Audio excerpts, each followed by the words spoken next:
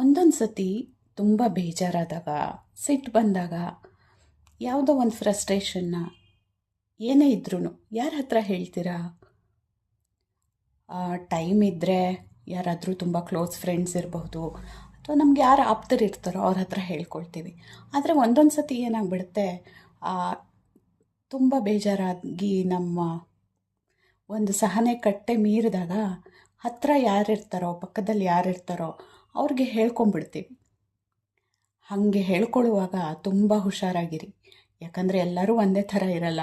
ಈಗಿನ ಕಾಲದಲ್ಲಿ ಅದನ್ನೇ ತಮ್ಮ ಒಂದು ಅಡ್ವಾಂಟೇಜ್ಗೆ ಬಳಸ್ಕೊಳ್ಳೋರು ತುಂಬ ಜನ. ಮುಂದೆ ಯಾವತ್ತೋ ಒಂದಿನ ಅದೇ ವಿಷಯ ಇಟ್ಕೊಂಡು ನಿಮ್ಮ ಬೆನ್ನ ಹಿಂದೆ ಮಾತಾಡೋದಾಗಿರಬಹುದು, ಇನ್ನೊಬ್ರಿಗೆ ತೊಗೊಂಡೋಗಿ ಅದನ್ನು ಹೇಳೋದಾಗಿರ್ಬೋದು ಮಾಡಿದ್ರೆ ನಮಗೆ ತೊಂದರೆ ಜಾಸ್ತಿ.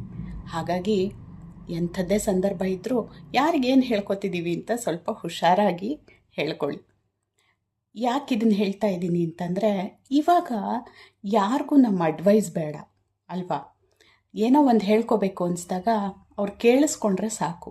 ನಮ್ಮನ್ನು ಯಾವುದೇ ಥರ ಜಡ್ಜ್ ಮಾಡದೆ, ನಮ್ಮನ್ನು ಒಬ್ಬ ಫ್ರೆಂಡಾಗಿ ನೋಡಿ ನಾವು ಹೇಳೋದು ಕೇಳಿಸ್ಕೊಂಡ್ರೆ ಸಾಕು. ನಮಗೆ ನಾವು ಹಾಗೆ ಇರೋಣ.